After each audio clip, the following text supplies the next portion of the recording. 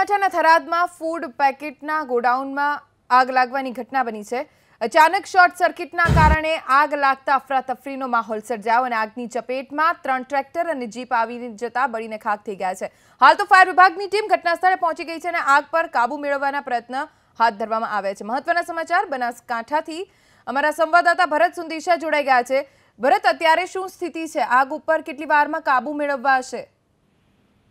जी खास કરીને आज ઘટના બની છે જે બુટનપોર નજીક બનેલી છે, જે થરાદ સાચોર હાઈવે ઉપર આવેલું છે ને, જ્યાં ફ્રૂટ પેકેટ કરવાની કંપની છે। એટલે ખાસ કરીને પ્લાસ્ટિકના જે ખોખા હતા, જે કાગળના ખોખાઓનું જે ગોડાઉન હતું, તેમાં અચાનક આગ લાગી ગઈ હતી ને જેના કારણે જે અંદર ગોડાઉનમાં પડેલા 3 ટ્રેક્ટર અને એક જીપ બળીને ખાખ થઈ ગઈ હતી। જો કે આ ઘટનાની જાણ થતાં જ થરાદ ફાયર ફાઈટર ઘટના સ્થળે પહોંચ્યું હતું।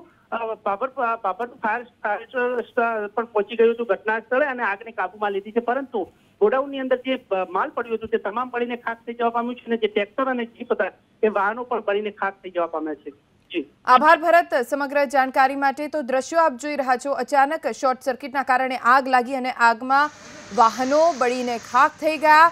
મળતી માહિતી મુજબ થરાદમાં આ ભીષણ આગ લાગી, 4 વાહનો બળીને ખાખ થઈ ગયા, 3 ટ્રેક્ટર, 1 જીપનો સમાવેશ થાય છે। હાલ તો આગ ઉપર ફાયર વિભાગના અધિકારીઓ કાબુ મેળવવામાં સફળ રહ્યા છે।